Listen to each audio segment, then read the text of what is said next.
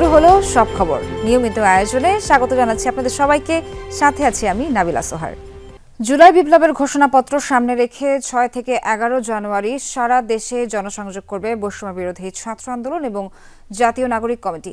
দুপুরে বাংলা মোটরে বৈষম্য বিরোধী ছাত্র আন্দোলনের কেন্দ্রীয় কার্যালয়ে যৌথ সংবাদ সম্মেলনে এই কর্মসূচি ঘোষণা করা হয়। এই সময়ের মধ্যে ঘোষণাপত্র তৈরিতে সরকার কার্যকর উদ্যোগ না নিলে কঠোর আন্দোলনের হুঁশিয়ারি দেন সংগঠন দুটির নেতারা। 6 মাস হতে চলেছে, কিন্তু এখনো পূরণ হয়নি জুলাই গণ অভ্যুত্থানের আকাঙ্ক্ষা। এ নিয়ে অসন্তোষ জানিয়ে নিজ উদ্যোগেই জুলাই আন্দোলনের ঘোষণাপত্র তৈরির উদ্যোগ নেয় বৈষম্য বিরোধী ছাত্র আন্দোলন এবং জাতীয় নাগরিক কমিটি। যদিও পরে সরকারি উদ্যোগে এ ঘোষণাপত্র তৈরির আশ্বাসে এ সিদ্ধান্ত থেকে সরে আসে সংগঠন দুটি। 31 ডিসেম্বর কেন্দ্রীয় শহীদ মিনার থেকে এজন্য সরকারকে 15 দিনের সময় বেঁধে দেন তারা। আমাদের এই জুলাই গণ অভ্যুত্থানের ঘোষণাপত্র জারি করতে হবে। সকালে সংগঠন দুটির যৌথ সংবাদ সম্মেলনে বলা হয়, এই ঘোষণাপত্রের পক্ষে জনমত গঠনে সারা দেশের জেলা উপজেলা গ্রামে গঞ্জে যাবেন তারা। আমরা কর্মসূচি ঘোষণা করছি, যেখানে আমরা মানুষের কাছে লিফলেট বিতরণ করব, আমরা সমাবেশ করব এবং বিভিন্ন মাত্রার জনসংযোগ করব। কারণ এই প্রোক্লেমেশন অফ রেভলিউশনে আশা আকাঙ্ক্ষা, মানুষের যে আশা আকাঙ্ক্ষা রয়েছে, সেটি কি বিষয়ে তারা কি দেখতে চায় এই প্রোক্লেমেশনে, সেটির প্রতিফলনের জন্য আমরা মানুষের কাছে আমরা আমাদের জায়গা থেকে ছুটে যেতে চাই। আশ্বাস দিলেও ঘোষণাপত্র তৈরিতে এখনো সরকারের কার্যকর উদ্যোগ নেই বলে হতাশার কথা জানানো হয় সংবাদ সম্মেলনে। যথাযথ পদক্ষেপ না দেখলে ছাত্র শ্রমিক জনতাকে নিয়ে আবারও কঠোর আন্দোলন গড়ে তোলার কথা বলেন নেতারা। আগামী কয়েকদিনের মধ্যে কার্যত কোনো দৃশ্য উদ্যোগ না দেখি আমরা সরকারকে সেখানে আরো জোর দাবি এবং মাঠ থেকে জনগণকে সাথে নিয়ে ঐক্যবদ্ধভাবে কিভাবে প্রোক্লেমেশন বা ঘোষণাপত্র জনগণের সামনে নিয়ে আসতে হয় সেই বিষয়ে কঠোর কোনো কর্মসূচির দিকে যাব। দৃষ্টিভঙ্গির পার্থক্য থাকলেও ঘোষণাপত্র নিয়ে রাজনৈতিক দলগুলোর সাথে কোনো দ্বিমত নেই বলে দাবি করেন নাসির উদ্দিন পাটোয়ারি। আমরা সবার সাথে কথা বলেছি, তবে প্রোক্লেমেশন নিয়ে কারো কোনো দ্বিমত নাই। হয়তো দৃষ্টিভঙ্গিগত অথবা কোনো শাব্দিক চয়নে কিছু পার্থক্য রয়েছে, এগুলো অলরেডি আমরা সলভ করতে পেরেছি এবং আমরা ড্রাফটিংটা ফাইনালের একদম শেষ পর্যায়ে অতি দ্রুতই আমরা যে কোনো সময় সরকারের উদ্যোগ অথবা সরকার যদি আমাদের আহ্বান করে আমরা বসতে প্রস্তুত। সংবাদ সম্মেলনে গণপরিষদ নির্বাচনের দাবি তোলেন সংগঠনের নেতারা। তাদের মতে গণপরিষদ এবং জাতীয় সংসদ নির্বাচন একই সাথে হতে পারে। পার্লামেন্টারি ইলেকশন এবং গণপরিষদ একসাথে হতে পারে, এটা কোনোটা কন্ট্রাডিক্টরি না। আরিফুর রহমান সবুজ, যমুনা নিউজ, ঢাকা। লেখাপড়া শেষে দেশের কল্যাণে কাজ করতে হবে শিক্ষার্থীদের। বাগেরহাটে সংবর্ধনা অনুষ্ঠানে এই কথা জানিয়েছেন বিএনপির স্থায়ী কমিটির সদস্য ডক্টর আব্দুল মঈন খান। দিনাজপুরে শীতবস্ত্র বিতরণে দলের আরেক স্থায়ী কমিটির সদস্য ডক্টর AZM জাহিদ হোসেন বলেছেন, জনগণের আন্দোলনকে কেউ একা ঘরে তোলার চেষ্টা করলে তা মানবে না মানুষ। এছাড়া চট্টগ্রামে দলের যুগ্ম মহাসচিব হাবিবুন নবী খান সোহেল বলেছেন, বিএনপি এখন মাঠে ফুটবল ও ক্রিকেট নিয়ে ফিরিয়ে এনেছে। বৈষম্য বিরোধী আন্দোলনে বিশেষ অবদানের জন্য বাগেরহাটের কৃতি সন্তান ও জাতীয় বিশ্ববিদ্যালয়ের ভিসিকে গণসংবর্ধনা অনুষ্ঠান মোরেলগঞ্জে। এতে প্রধান অতিথি বিএনপির স্থায়ী কমিটির সদস্য ডক্টর আব্দুল মঈন খান। অনুষ্ঠানে তিনি বলেন, বন্দুকের গুলি ছাত্রদের আন্দোলন দমাতে পারেনি। বিজয় শেষে এখন লেখাপড়ায় মনোযোগ দিতে হবে, জ্ঞান অর্জনের পর কাজ করতে হবে দেশের কল্যাণে। আবু সাইদ বলেছে যে তোমরা আসো, আমাকে গুলি করো, দেখি কত গুলি তোমরা করতে পারো, কিন্তু আমাকে হারাতে পারবে না। আমি বিজয়ী হব এবং আবু সাইদ বিজয়ী হয়েছে। দিনাজপুরের হাকিমপুর উপজেলা বিএনপির উদ্যোগে হতদরিদ্র হিন্দু খ্রিস্টান ধর্মাবলম্বী ও মাদ্রাসার এতিম ছাত্রদের মাঝে শীতবস্ত্র বিতরণ করা হয়। এতে দলের স্থায়ী কমিটির সদস্য ডক্টর AZM জাহিদ হোসেন বলেন, বিএনপি সবসময় জনগণের পাশে আছে। স্বৈরাচার পালিয়েছে 5ই আগস্ট 24-এ।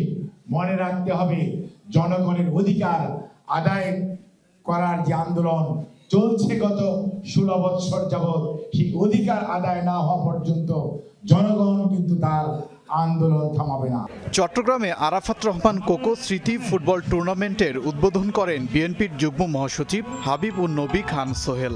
তিনি বলেন, আওয়ামী লীগের ষড়যন্ত্র ও হুমকির খেলাকে বিএনপি এখন মাঠের ফুটবল ও ক্রিকেটে ফিরিয়ে এনেছে।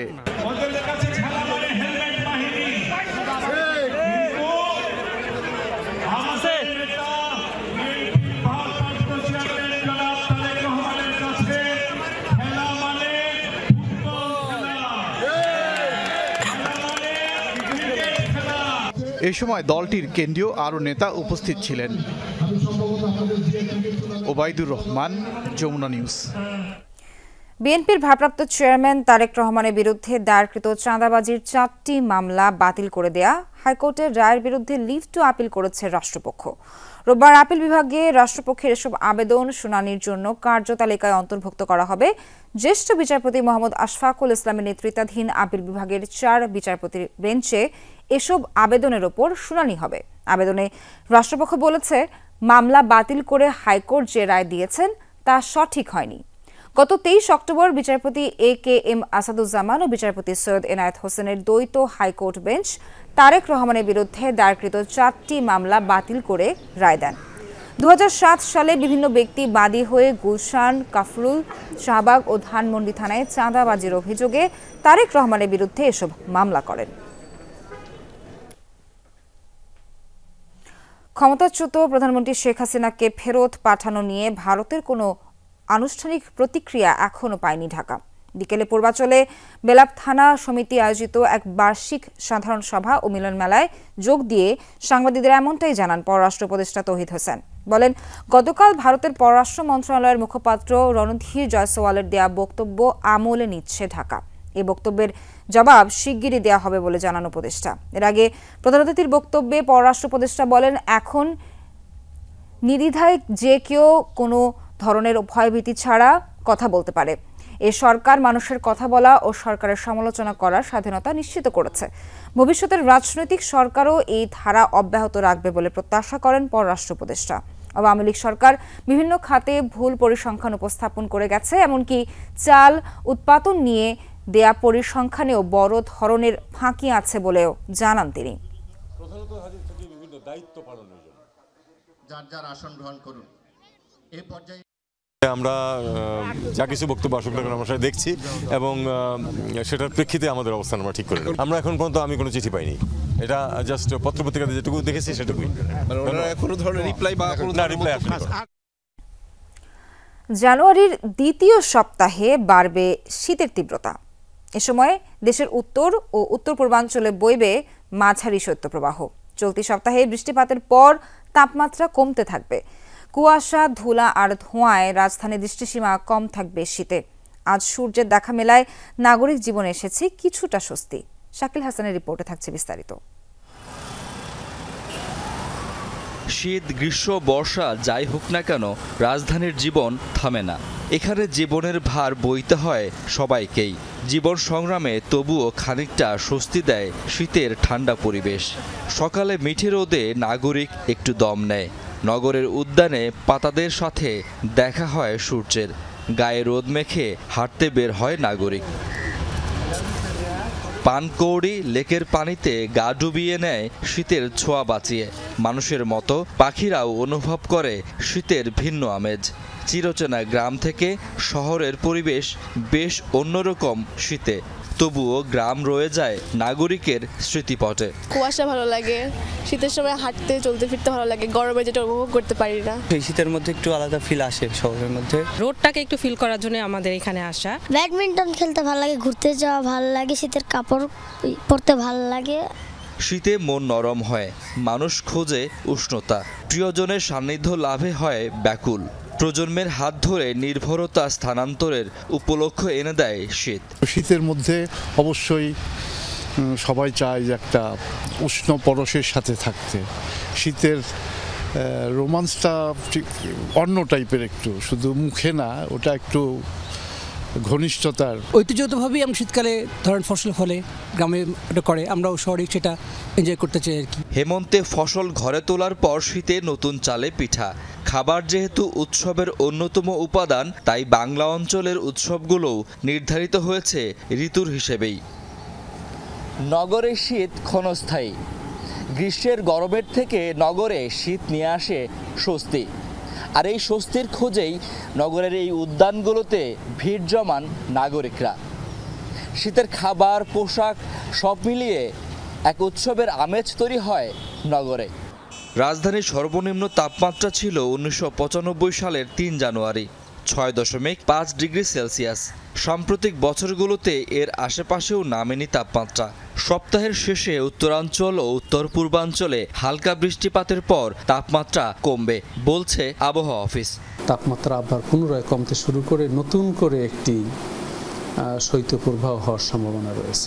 ঘন কুয়াশা পড়ার সম্ভাবনা থাকবে মধ্যরাত থেকে একদম দিনের মধ্যভাগ পর্যন্ত। ফলে শীতের অনুভূতির তীব্রতা আবার বৃদ্ধি পেতে পারে 9 তারিখের পর থেকে। শীতকাল জুড়েই রাজধানীতে কুয়াশার প্রভাব থাকবে, পাশাপাশি ধোঁয়া এবং ধুলার কারণেও দৃষ্টিসীমা কমে আসবে। শাকিল হাসান, যমুনা নিউজ, ঢাকা। এদিকে আজ দেশের সর্বনিম্ন তাপমাত্রা পঞ্চগড়ে তেঁতুলিয়ায় 9.4 ডিগ্রি সেলসিয়াস। রংপুর বিভাগের 8 জেলাসহ রাজশাহী, পাবনা, বগুড়া, নওগাঁ ও কুষ্টিয়ায় অব্যাহত আছে মৃদু শৈত্যপ্রবাহ। সকালে ঘন কুয়াশায় ঢাকা ছিল প্রকৃতি। তীব্র শীতে সবচেয়ে বিপাকে হতদরিদ্র আর খেটে খাওয়া মানুষ। খড়কুটো জ্বালিয়ে উষ্ণতা খোঁজার চেষ্টা করছেন তারা। এদিকে শীতের সাথে পাল্লা দিয়ে বাড়ছে ঠান্ডাজনিত রোগবালাই। ঘন কুয়াশার কারণে মধ্যরাত থেকে সকাল পর্যন্ত প্রায় 10 ঘন্টা বন্ধ ছিল পাটুরিয়া, দৌলতদিয়া ও আরিচা কাজিরহাটে ফেরি চলাচল।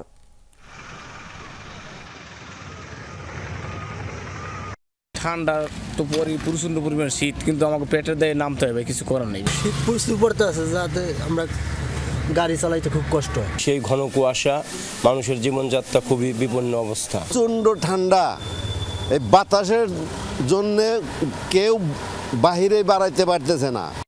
2024 সালে সড়ক দুর্ঘটনায় দেশে প্রতিদিন গড়ে 23 জনের মৃত্যু হয়েছে। এক বছরে সেই সংখ্যা দাঁড়িয়েছে 8,543 জনে। সংবাদ সম্মেলনে এসব তথ্য তুলে ধরেছে যাত্রী কল্যাণ সমিতি। সংগঠনটি জানায়, দুর্ঘটনায় আক্রান্ত যানবাহনের শীর্ষে রয়েছে মোটরসাইকেল। গেল বছর শুধু মোটরসাইকেল দুর্ঘটনায় প্রাণ গেছে 2,570 জনের। বিশেষজ্ঞদের অভিমত, দুর্ঘটনা কমাতে এখনই কার্যকর পদক্ষেপ না নিলে দীর্ঘ হবে মৃত্যুর মিছিল।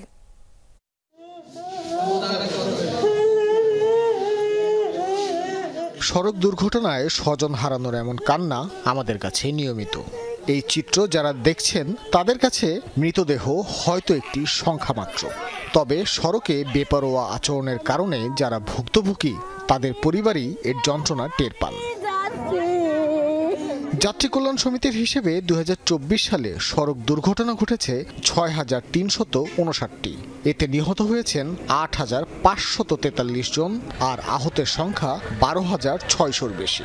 তাদের দায়িত্ব সম্পর্কে সংগঠনটির পক্ষ থেকে জানানো হয়, দুর্ঘটনায় আহত এবং নিহতের প্রকৃত সংখ্যা আরো অনেক বেশি।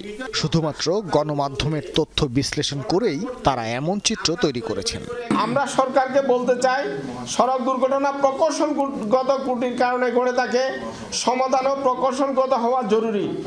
বিগত আওয়ামী লীগ সরকার বিরোধী দল দমনের বাসায় রাজনৈতিক বক্তব্য দিয়ে সড়ক দুর্ঘটনা কমানোর চেষ্টা করেছে। বর্তমান অন্তর্বর্তী সরকারের কাছে দাবি, সড়ক দুর্ঘটনা ভয়াবহ ছোবল থেকে দেশকে বাঁচান, দেশের মানুষকে বাঁচান। রিপোর্ট বিশ্লেষণ করলে দেখা যায়, দুর্ঘটনায় আক্রান্ত যানবাহনের মাঝে ব্যাটারি রিক্সা, বাস ও ট্রাক অন্যতম। 2023 সালের হিসেবে 2024 সালে মোট দুর্ঘটনা 1.5% বৃদ্ধি পেয়েছে। মোট দুর্ঘটনার অর্ধেকের বেশি ঘটেছে বাস, ট্রাক ও লরি চাপায়। আঞ্চলিক সড়কে এই ঘটনা ঘটেছে অটোরিকশা ও মোটরসাইকেল চাপায়। বরাবরের মতোই 2024 সালেও মোট দুর্ঘটনার প্রায় 37% ভুক্তভোগী মোটরসাইকেল আরোহী, যার ফলে নিহত হয়েছে 2,500-এর বেশি মানুষ। কেবল সংখ্যা মনে হয়, এগুলা কিন্তু দুর্ঘটনার এই সংখ্যাকে গুরুত্ব না দিলে আগামীতে সড়কে মৃত্যুর মিছিল আরো বাড়বে বলে শঙ্কা বিশেষজ্ঞদের। টোটাল 6 মাসের এই সরকারের একটা ক্যাওস প্রেস সেক্রেটারি বলেছেন 90% সফল হয়েছে, আমি তো বলি এটা জেরো সফল। এই তত্ত্বাবধায়ক সরকার যেটা আছে এই পরিবহন সেক্টরে, জীবনযাত্রার মান উন্নয়নে, জিনিসের দ্রব্যমূল্যের জায়গাতে এবং আইন শৃঙ্খলার দিক থেকে 100-র মধ্যে 0 নাম্বার। আমি মাস্টার নাম্বার দিতে পছন্দ করি, 0 নাম্বারও তো পাচ্ছে না তারা। সড়ক ছাড়াও 2024 সালে রেল ও নৌ দুর্ঘটনায় নিহত হয়েছে 694 জন। এই নতুন বছরে আমরা এইভাবে আর সড়ক দুর্ঘটনার। ভাস্কর ভাদুরী, যমুনা নিউজ, ঢাকা। গাজা জুড়ে ইসরায়েলি বর্বরতায় গত 24 ঘন্টায় কমপক্ষে 73 ফিলিস্তিনির মৃত্যু হয়েছে। শুক্রবার রাতে খান ইউনিসের একটি বেসামরিক গাড়িতে হামলা চালিয়েছে ইসরায়েলি সেনারা। নিহত হয়েছে কমপক্ষে 6 জন। গাজা সিটিতে তেল আবিবের বর্বরতায় প্রাণ গেছে একই পরিবারের 3 জনের। গাজার মধ্যাঞ্চলে বিভিন্ন তাঁবুতে আশ্রয় নেওয়া ফিলিস্তিনিদের ওপরও চালানো হয় আগ্রাসন। এছাড়া গাজা জুড়ে বিভিন্ন এলাকায় বিমান হামলা অব্যাহত রেখেছে নেতানিয়াহু বাহিনী। গত দুদিনেই উপত্যকায় প্রাণ গেল 150 জনের। প্রায় 15 মাসের বর্বরতায় প্রাণহানি 45,600-রও বেশি। আহতের সংখ্যা ছাড়িয়েছে 1 লাখ।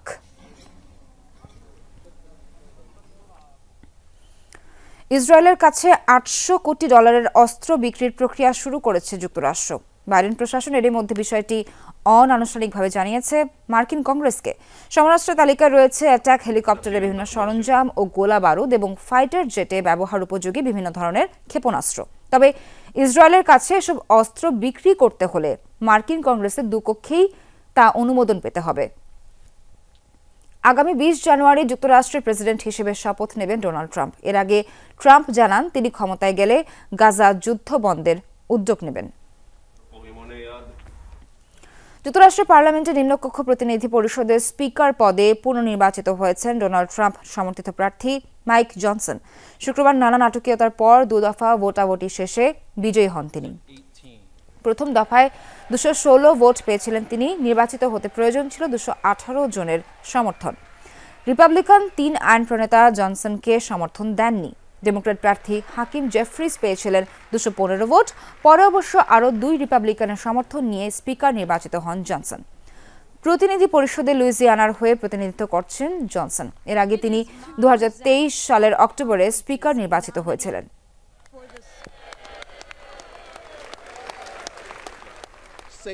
যুক্তরাজ্যের লেবার পার্টির মন্ত্রী টিউলিপ সিদ্দিককে লন্ডনে বিনামূল্যে একটি ফ্ল্যাট দিয়েছিলেন ক্ষমতাচ্যুত আওয়ামী লীগ সরকারের ঘনিষ্ঠ এক ব্যবসায়ী। চাঞ্চল্যকরী তথ্য উঠে এসেছে ব্রিটিশ গণমাধ্যম ফিনান্সিয়াল টাইমসের প্রতিবেদনে। ওই ব্যক্তির নাম আব্দুল মোতালিফ। তারই মালিকানাধীন আবাসন প্রতিষ্ঠানের মাধ্যমে 2004 সালে দেয়া হয় কিংস ক্রস এলাকার 2 বেডরুমের ফ্ল্যাটটি। টিউলিপের দাখিল করা আর্থিক বিবরণীতে ফ্ল্যাটটি ভাড়া দেওয়ার কথা উল্লেখ রয়েছে। সংশ্লিষ্টদের বরাতে ফিনান্সিয়াল টাইমস জানিয়েছে প্রমোটর আব্দুল মোতালিফকে দুদিনে আর্থিক সহায়তা করেছিলেন টিউলিপের বাবা মা। কৃতজ্ঞতা স্বরূপ টিউলিপকে ফ্ল্যাট উপহার দেন তিনি। মোতালিফের ঠিকানায় বর্তমানে মুজিবুল ইসলাম নামের এক ব্যক্তি বসবাস করেন, যার বাবা 2014 থেকে 2024 সাল পর্যন্ত আওয়ামী লীগ থেকে নির্বাচিত সংসদ সদস্য ছিলেন। বর্তমানে যুক্তরাজ্যের অর্থ মন্ত্রণালয়ের ইকোনমিক সেক্রেটারি টিউলিপ সিদ্দিক বর্তমানে দেশটির আর্থিক খাতে দুর্নীতি বন্ধ সংক্রান্ত দায়িত্ব পালন করছেন। তিনি শেখ রেহানার মেয়ে। সংস্কার ছাড়া যেমন নির্বাচন হবে না, তেমনি নির্বাচন ছাড়াও অনেক সংস্কার হবে না, এই মন্তব্য করেছেন গণসংহতি আন্দোলনের প্রধান সমন্বয়কারী জোনায়েদ সাকি। সবার সাথে আলোচনা করে দ্রুত নির্বাচনের সময়সীমা নির্ধারণেরও আহ্বান জানান তিনি। দুপুরে জাতীয় প্রেস ক্লাবে রাষ্ট্রের গণতান্ত্রিক রূপান্তরের নতুন রাজনৈতিক বন্দোবস্ত প্রতিষ্ঠার গণসংলাপে তিনি এই আহ্বান জানান। বলেন, আগামী দিনের ক্ষমতা জনগণের জবাবদিহিতার ক্ষমতা হতে হবে। বিগত 53 বছরে দেশের অনেক উন্নতি হলেও ন্যায় বিচার প্রতিষ্ঠা হয়নি। জোনায়েদ সাকি বলেন, ক্ষমতা ব্যবস্থা এতদিন ফ্যাসিবাদী পদ্ধতি চলেছে, তাই এই ব্যবস্থাকে পরিবর্তন করতে হবে, বদলাতে হবে 72-এর সংবিধানের ক্ষমতা কাঠামো। মানুষে মানুষে বিভাজন তৈরি না করে ঐক্যের আহ্বান জানান জোনায়েদ সাকি।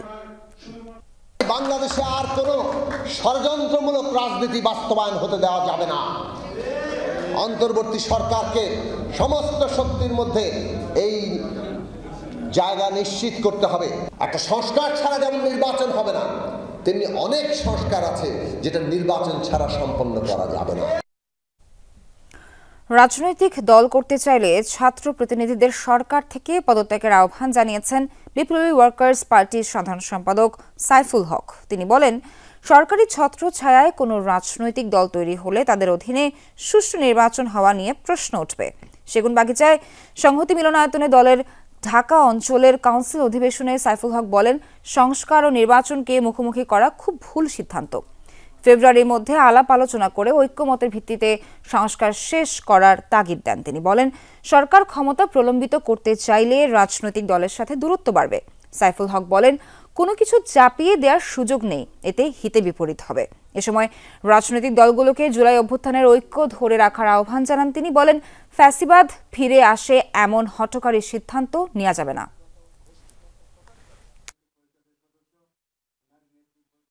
তাদের যারা সরকারে আছেন, সরকার থেকে তাদেরকে পদত্যাগ করে বাইরে অবস্থানে স্বাধীনভাবে তারা উদ্যোগ নেবেন, যেভাবে সমস্ত সবাই রাজনৈতিক দল করে। সরকার যদি বোঝা যায় যে তাদের ছত্রছায়ায় একটা দল গড়ে উঠছে, রাজনৈতিক প্ল্যাটফর্ম গড়ে উঠছে, তাহলে কিন্তু সরকারি ভূমিকা নিয়ে প্রশ্ন উঠবে। আর একবার সরকারি ভূমিকা যদি প্রশ্নবিদ্ধ হয়, সরকার নিরপেক্ষতা যদি প্রশ্নবিদ্ধ হয়, এই সরকারের অধীনে আগামী জাতীয় নির্বাচন করা যাবে কিনা, তখন এটা নিয়েও কিন্তু তখন প্রশ্ন। রাজধানীর আদাবরে একটি বাসার লকার ভেঙে ৪৫ ভরি স্বর্ণ লুট হয়। শনিবারই স্বর্ণালঙ্কারের মধ্যে ৩২ ভরি উদ্ধার করেছে পুলিশ। এ সময় দুজনকে গ্রেফতার করা হয়, তারা অপ্রাপ্তবয়স্ক। আদাবর ১৬ নম্বর রোডের এই বাসার লকার ভেঙে ৪৫ ভরি স্বর্ণ লুট হয়। এ ঘটনায় ভুক্তভোগী বাদী হয়ে থানায় মামলা করলে চুরির সাথে জড়িত দুজনকে গ্রেফতার করে পুলিশ। পরে জানা যায়, গ্রেফতারকৃত কিশোর মাহিন বাদী বাবলি সরকারের ভাতিজা। তাকে সহযোগিতা করে তার বন্ধু রেহান। দুজনই অপ্রাপ্তবয়স্ক। মাহিন পরিবারের সাথেই ওই বাসাতেই থাকতো, জানান প্রতিবেশীরা। তার ভাইসতে তার ভাই বউ আর ওর বন্ধু বান্ধব আসছিল, গিয়ে সাত করে নিয়ে এসে তালা ভাঙে নিছে। পুলিশ এসে দিয়ে গেছে, ফুস করছে, রুমের ভিতরে ই করছে, ধরে নিয়ে গেছে।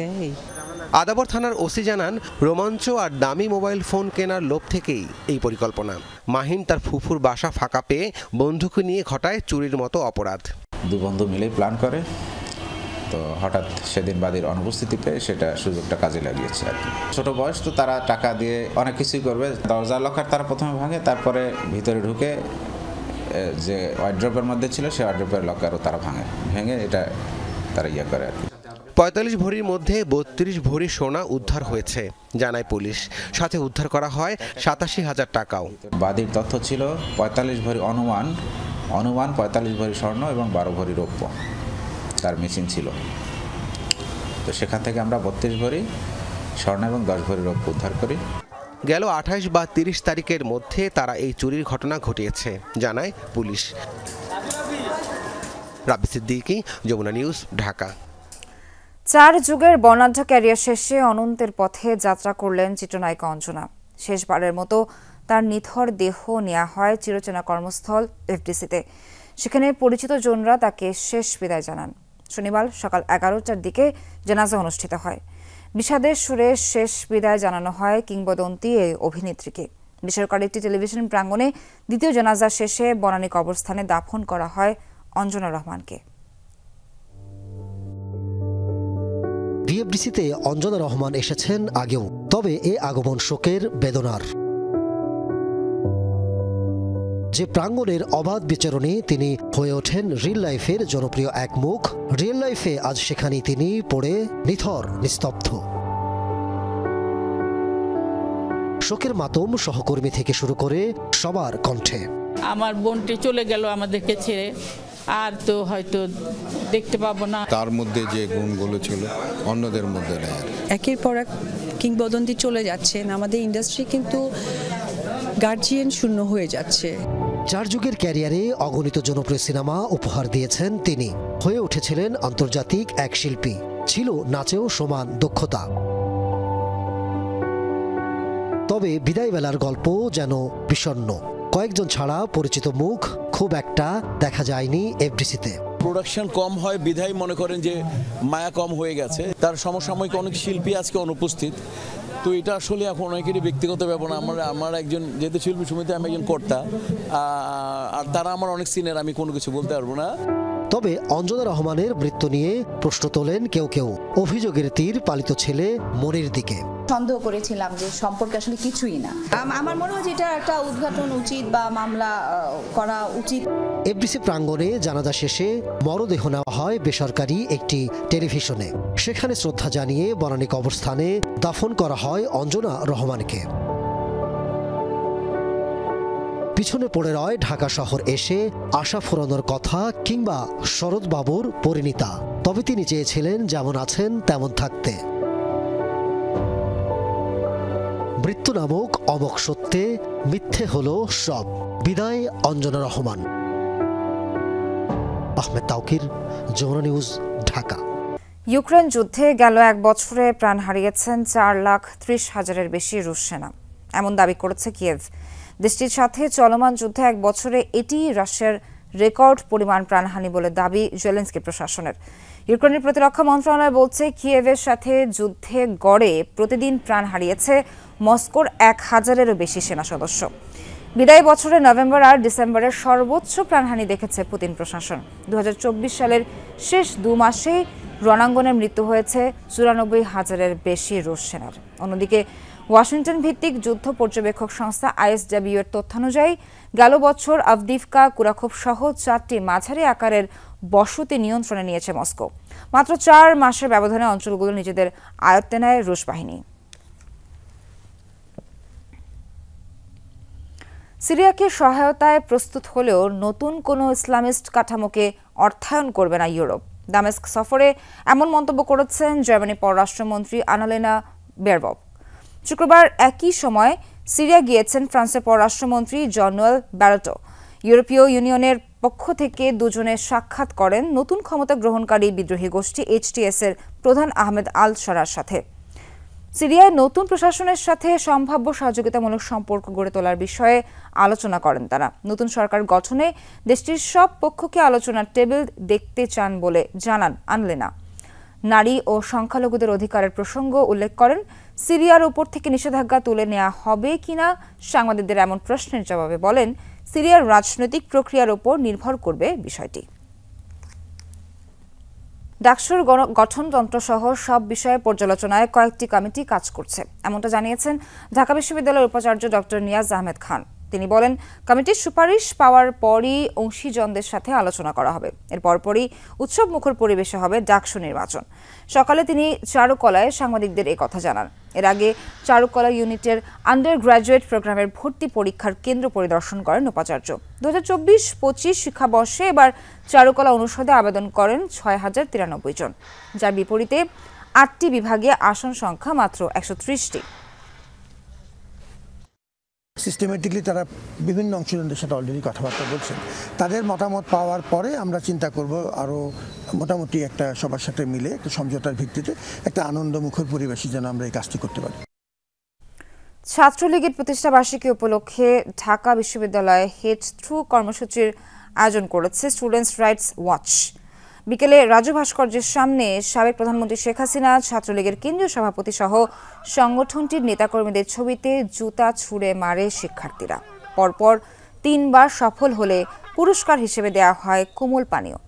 এরপর শেখ হাসিনা, সাদ্দাম সহ কেন্দ্রীয় নেতাদের ছবি এবং গণরুম, ফ্যাসিবাদ, দাসপ্রথা সম্বলিত প্ল্যাকার্ড পুড়িয়ে ফেলা হয়। ফ্যাসিবাদের দোসররা এখন প্রশাসনে ঘাপটি মেরে আছে বলে অভিযোগ করে শিক্ষার্থীরা। 15 বছর ধরে এটা ছিল একটা মূর্তিমান আতঙ্কের দিন। আমাদের একটা পুঞ্জীভূত খুব অলওয়েজ ছিল। বাংলাদেশকে বার্তা দিতে চাই যাতে নতুন করে ছাত্রলীগ বা ছাত্রলীগের মতো কোনো সংগঠন বাংলাদেশে সন্ত্রাসী কাজগুলো চালাতে না পারে। যখন কোন শিক্ষার্থী ভারতীয় আধিপত্যবাদের বিরুদ্ধে কথা বলতো, তখন তাকে পাকিস্তানের দালাল বলে, রাজাকার বলে, শিবির জামাত বলে ট্যাগ দিয়ে রাতের পর রাত নির্যাতন করা হতো। প্রথম পর্বের বিশ্ব ইজতেমা 31 জানুয়ারি থেকে শুরু হয়ে 2 ফেব্রুয়ারি পর্যন্ত চলবে। একথা জানিয়ে সাতপন্থীদের দ্বিতীয় পর্বের ইজতেমা করতে না দিতে সরকারের প্রতি আহ্বান জানিয়েছেন মাওলানা মামুনুল হক। দুপুরে কাকরাইল মসজিদ প্রাঙ্গণে সুরায়ে নিজাম আয়োজিত সংবাদ সম্মেলনে তিনি এই কথা বলেন। মামুনুল হক আরও বলেন, 2018 সালের অতর্কিত হামলা চালিয়ে হত্যা ও 5,000-এর বেশি সাথীদের আহত করা হয়েছিল। সাতপন্থীদের সেই হামলায় ছোট ছোট বাচ্চারাও মুক্তি পায়নি। সেই ঘটনার যথাযথ বিচার হলে 2024 সালে হামলার ঘটনা ঘটতো না। তাই সাতপন্থীদের এই হামলার বিচার না হওয়া পর্যন্ত তাদের তাবলীগের সব ধরনের কাজ থেকে বিরত রাখার দাবি জানান হেফাজত নেতা।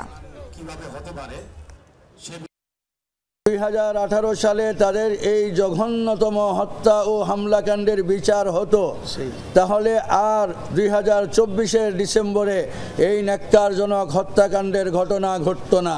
সাতপন্থীদের যে সামষ্টিক যে সাংগঠনিক যে কার্যকলাপ, তারা সম্মিলিত যে কার্যকলাপ পরিচালনা করছে, যাদের আয়োজনে হামলা হত্যাকাণ্ড সংঘটিত হয়েছে, সেটাকে নিষিদ্ধ করার দাবি জানাচ্ছি। মুন্সিগঞ্জের গজারিয়ায় বেসরকারি শিল্প প্রতিষ্ঠানের একটি নির্মাণাধীন ভবনের ছাদ ধসে অন্তত 13 শ্রমিক আহত হয়েছে। দুপুরে হোসেন্দি এলাকায় ইকোনমিক জোনে এই দুর্ঘটনা ঘটে। ফায়ার সার্ভিস ও স্থানীয়রা জানায়, ভবনের একতলার ছাদ ঢালাইয়ের কাজ চলছিল, হঠাৎ শ্রমিক সহ ধসে পড়ে ভবনটি। খবর পেয়ে ঘটনাস্থলে যায় ফায়ার সার্ভিস। তার আগেই আহতদের উদ্ধার করে হাসপাতালে পাঠায় শ্রমিকরা। গুরুতর আহত 2 জনকে ঢাকা মেডিকেল আনা হয়েছে। ধ্বংসস্তূপের নিচে কেউ চাপা পড়েছে কিনা সেজন্য ফায়ার সার্ভিসের অভিযান চলছে।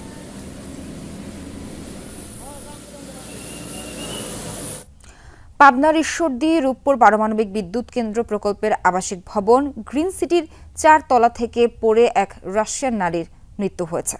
ভোরে গ্রিন সিটির 9 নম্বর বিল্ডিংয়ে এই ঘটনা ঘটে। নিহত রাশিয়ান নাগরিক পোস্তালুক সেনিয়া রূপপুর প্রকল্পের একটি কোম্পানিতে কর্মরত ছিলেন। পুলিশ জানায়, সেনিয়া স্বামী সহ ভবনটির 42 নং ফ্ল্যাটে বসবাস করতেন। ভারতে কয়েক দিনের ছুটি কাটিয়ে গত রাতে তারা বাসায় ফেরেন। ভোরে হঠাৎ ফ্ল্যাটের জানালা দিয়ে নিচে পড়ে যান সেনিয়া। খবর পেয়ে গ্রিন সিটির দায়িত্বরত চিকিৎসক ঘটনাস্থলে গিয়ে তাকে মৃত ঘোষণা করেন। প্রাথমিক ধারণা, পারিবারিক কলহের জেরে আত্মহত্যা করেছে এই রুশ নারী। ময়নাতদন্তের জন্য মরদেহ পাবনা জেনারেল হাসপাতাল মর্গে পাঠিয়েছে পুলিশ। নিহত সেনিয়ার স্বামীকে জিজ্ঞাসাবাদ করা হচ্ছে।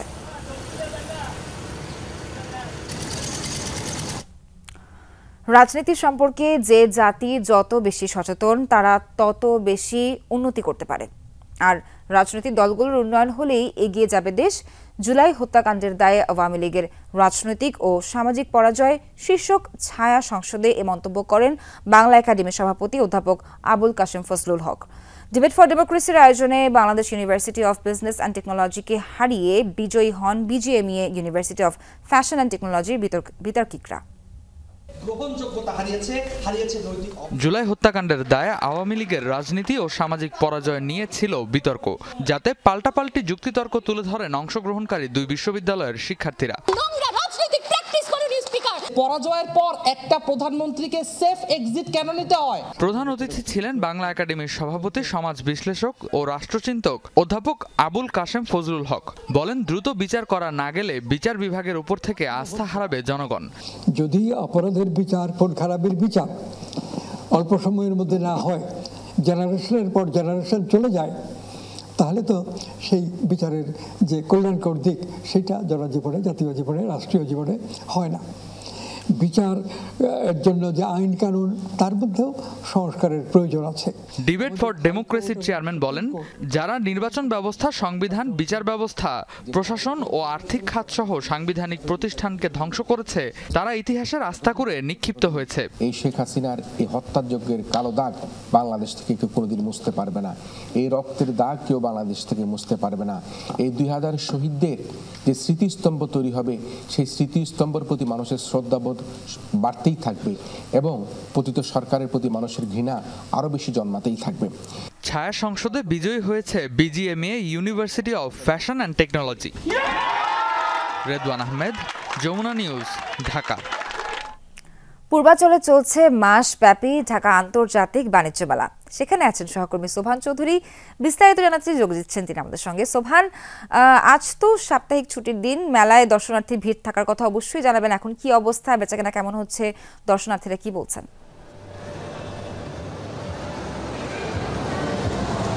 সোহার, আমি এখন আছি মূল ভবনের ঠিক ভেতরে। আজ বন্ধের দিন হিসাবে যেমন দর্শনার্থী ও ক্রেতাদের উপস্থিতি লক্ষ্য করার কথা ছিল, ওইরকম দর্শনার্থী ও ক্রেতাদের উপস্থিতি লক্ষ্য করছে না বলে দাবি করেছেন বিক্রেতারা। গতকালকের তুলনায় আজকে ক্রেতা ও দর্শনার্থীর উপস্থিতি বেশ কম। এখানে যারা আসছেন তারা বেশিরভাগই ঘুরছেন, যাচাই বাছাই করছেন। তারা শুরুতেই তেমন কিছু নিচ্ছেন না। সবচেয়ে বেশি দর্শনার্থীর উপস্থিতি লক্ষ্য করা যাচ্ছে ইয়ত চত্বরে, জুলাই চত্বর এবং ৩৬ চত্বরে। এইসব জায়গায় সবচেয়ে বেশি দর্শনার্থীদের উপস্থিতি লক্ষ্য করা যাচ্ছে। তারা এখানে আসছেন, ছবি তুলছেন এবং তারপর মানুষ, ক্রেতা এবং দর্শনার্থীর উপস্থিতি লক্ষ্য করা যাচ্ছে সবচেয়ে বেশি খাবারের দোকানগুলোতে। তারা সেখানে যাচ্ছে, তারা খাবার খাচ্ছে, ছবি তুলছেন। এখন মূলত ক্রেতারা এখানে ঘুরছেন বেশি। তারা তাদের পছন্দের পণ্যটি হয়তো এখন নিবে কি নিবে না এই দ্বিধাদ্বন্দ্বে ভুগছেন। তাদের কাছে এখনও শিওর না তারা কোন পণ্যগুলো এখন নিবে। এখানে যারা আসছেন তারা বিভিন্ন স্টলে শুরুতে না যেয়ে তারা ঘুরছেন বেশি, বিভিন্ন চত্বরগুলোতে যাচ্ছেন। মেলায় এখনও মূল ভবনের আশেপাশে নির্মাণ কাজগুলো শেষ হয় নাই, সেখানে এখনও নির্মাণ কাজ চলমান। বেশ কিছু খাবারের দোকানে নির্মাণ কাজ এখনও শেষ হয়নি। এজন্য মেলায় যারা দর্শনার্থী আসছেন তাদের খাবারের জন্য বেশি দোকান এখনও নেই। খুব সীমিত আকারের কয়েকটি দোকান রয়েছে, সেখানে তারা বাধ্য হয়ে তাদের খাবার সেখানে খেতে হচ্ছে এবং সেখানে তারা বলছেন তাদের খাবারের মানগুলো তেমন ভালো না। মেলায় এখনও নির্মাণ কাজ সম্পূর্ণ শেষ না হওয়ার কারণে এখনও এখানে ভালোভাবে ক্রেতাদের উপস্থিতি লক্ষ্য করা যাচ্ছে না। তবে বিক্রেতারা বলছে আজ যেহেতু বন্ধের দিন ছিল, তারা আশা করেছিল বিকালের পর থেকে দর্শনার্থীর সংখ্যা বাড়বে, তবে সেই তুলনায় দর্শনার্থীর সংখ্যা বাড়ছে না। দুপুরের পর থেকে আস্তে আস্তে দর্শনার্থীর সংখ্যা বাড়া শুরু করলেও যেভাবে তারা আশা করেছিলেন সেই রকম দর্শনার্থী এখানে উপস্থিতি তারা লক্ষ্য করছেন না। তারা বলছেন তাদের বেচাকেনা খুব মন্দার দিকে যাচ্ছে। স্টলগুলোতে দর্শনার্থী তেমন ভিড়ও করছেন না। তারা বিভিন্ন প্যাভিলিয়নে যাচ্ছেন, তারা জুলাই চত্বর, ৩৬ চত্বর, ইয়ত প্যাভিলিয়নে যাচ্ছেন, ছবি তুলছেন এবং খাবারের দোকানগুলোতে বেশ ভিড় করছেন। এই ছিল আমার কাছে সোভান, ধন্যবাদ আপনাকে। নিষিদ্ধ পলিথিনের ব্যবহার বন্ধে হাতিরপুল কাঁচা বাজারে সচেতনতামূলক কার্যক্রম পরিচালনা করেছে পরিবেশ অধিদপ্তর। সকালে সংস্থাটির অতিরিক্ত সচিব তপন কুমার বিশ্বাসের নেতৃত্বে এই অভিযান চালানো হয়। এ সময় কর্মকর্তারা নিষিদ্ধ পলিথিনের ক্ষতিকর বিভিন্ন দিক তুলে ধরেন। পলিথিনের পরিবর্তে কাপড়, কাগজ ও পাটের তৈরি ব্যাগ ব্যবহারে উদ্বুদ্ধ করেন অতিরিক্ত সচিব। বলেন, পলিথিন বন্ধে উৎপাদক পর্যায়ে অভিযান চলছে, তবে সুদূর প্রসারী ফল পেতে আরও কিছুটা সময় লাগবে। আর্থিক সমস্যার স্থায়ী সমাধানের লক্ষ্যে রাজস্ব খাতে অন্তর্ভুক্তির জন্য প্রয়োজনীয় পদক্ষেপ গ্রহণের দাবি জানিয়েছে বাংলাদেশ অ্যাসোসিয়েশন ফর ভলান্টারি স্টেরিলাইজেশনের কর্মকর্তা ও কর্মচারীরা। সকালে মিরপুরে সংস্থাটির অফিসের সামনে কর্মকর্তা ও কর্মচারীরা এর দাবি জানান। তারা বলেন, জনসংখ্যা নিয়ন্ত্রণে প্রত্যক্ষভাবে অবদান রাখা সংস্থাটি প্রতিষ্ঠিত হওয়ার 52 বছর অতিবাহিত হলেও অর্থনৈতিকভাবে কোনো শক্তিশালী ভিত্তি পায়নি। এ সময় তারা বলেন, 2024 সালের জুলাই হতে বেতন ভাতা না পেয়ে মানবেতর দিন পার করছে সংস্থাটির কর্মকর্তা ও কর্মচারীরা। প্রতিষ্ঠানের অর্থায়ন রাজস্ব খাতে অন্তর্ভুক্তির মাধ্যমে সংস্থার আর্থিক সমস্যার স্থায়ী সমাধানের জন্য 7 দফা দাবি জানান তারা। কাজের চাপ কমাতে প্রশান্তির জন্য দৌড় এই প্রতিপাদ্যে আয়োজিত হলো সিআরইউ ফান রান 2025। বসুন্ধরা রানার্সদের সহযোগিতায় রাজধানীতে আয়োজিত হলো এই দৌড় প্রতিযোগিতা। এতে অংশ নেন শতাধিক দৌড়প্রেমী। অনুকূল আবহাওয়ায় এই আয়োজনে খুশি অংশগ্রহণকারীরা। এবারের সিআরইউ ফান রানে চ্যাম্পিয়ন হয়েছেন মোহাম্মদ মুর্তজা। এমন আয়োজনে মিডিয়া পার্টনার হিসেবে সঙ্গী হয়েছে যমুনা টেলিভিশন। পৌষের কুয়াশা তখনও কাটেনি, ফোটেনি ভোরের আলো, তবুও থেমে নেই দৌড়প্রেমীরা। সিআরইউ ফান রান 2025-এ অংশ নিতে সকাল সকাল হাজির দৌড়বিদ ও অংশগ্রহণকারীরা। কাজের চাপ কমাতে প্রশান্তির দৌড় এই প্রতিপাদ্যে বসুন্ধরা আবাসিক এলাকায় অনুষ্ঠিত হলো এই দৌড় প্রতিযোগিতা, যার সার্বিক সহযোগিতায় ছিল বসুন্ধরা রানার্স। প্রতিযোগিতায় প্রায় শতাধিক দৌড়প্রেমী অংশ নিলেও অনেকেরই অভিজ্ঞতা ছিল একেবারে নতুন। গুড অ্যারেঞ্জমেন্ট, ওয়েদার ভালো, রান করে খুবই কমফোর্ট ফিল করছে। এই অভিজ্ঞতাটা অন্যরকম ছিল। আমি ফার্স্ট টাইম যে ম্যারাথনে এরকম অংশ নিয়েছি এবং চ্যাম্পিয়ন হয়েছি। এই ঠান্ডার মধ্যে বের হয়ে গরম গরম দৌড় দিতে খুব ভালো লাগছে। লাইফের ফার্স্ট টাইম ম্যারাথন অ্যাটেন্ড করে খুব ভালো লাগতেছে। অনেক ভালো লাগছে, এটা আমার ফার্স্ট 5K। পৌষের মৃদু শীতের অনুকূল আবহাওয়ায় দৌড়াতে পেরে উচ্ছ্বাস প্রকাশ করেন অংশগ্রহণকারীরা। আমরা বসুন্ধরা রানার্স বিশ্বাস করি together we win, together we run. আজকে I got a new inspiration. So এই কমিউনিটি রানগুলো I think is very important. Community সদস্যদের এনগেজ করার জন্য একটা অসাধারণ উদ্যোগ। আমি খুবই পারফেক্ট ওয়েদার ফর রানিং। গতকালকেও যেমন ছিল একটু ভয় পেয়েছিলাম যে কী ধরনের হবে, but it's very nice today.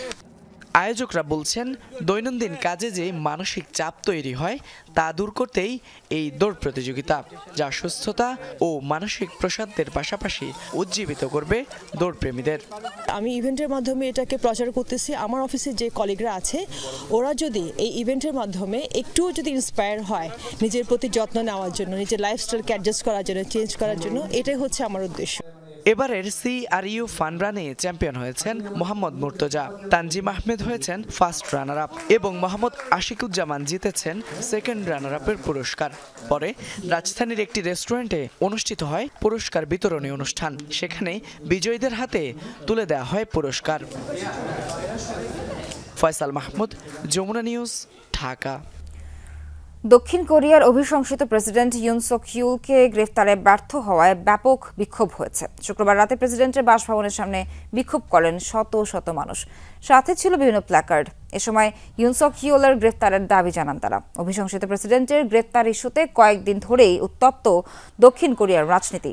শুক্রবার তদন্ত কর্মকর্তা, পুলিশ ও কৌশলী সহ 150 জনের টিম তাকে গ্রেফতার করতে গেলে তার সমর্থকরা বাধা দেয়। পাশাপাশি বাসভবনে থাকা নিরাপত্তা বাহিনীর সদস্যরাও বাধা দিলে পিছু হটে কর্তৃপক্ষ। পরে গ্রেফতার অভিযান স্থগিত করা হয়। এর আগে ইউলের বিরুদ্ধে গ্রেফতারি পরোয়ানা জারি করেন সিওলের একটি আদালত। চীনের হিবেই প্রদেশের একটি বাজারে আগুন লেগে অন্তত 8 জন নিহত হয়েছেন। শনিবারের এই ঘটনায় আহত হয়েছেন আরও 15 জন। কর্তৃপক্ষ জানায় কিয়াওজি জেলার একটি সবজি বাজারে আগুন লেগে এই হতাহত হয়। প্রথমে সবজি রাখার গুদামে আগুন লাগে, এরপর তা ছড়িয়ে পড়ে অন্যান্য স্থানেও। কয়েক ঘন্টার প্রচেষ্টায় আগুন নিয়ন্ত্রণে আনা হয়। দুর্ঘটনার কারণ জানতে চলছে তদন্ত।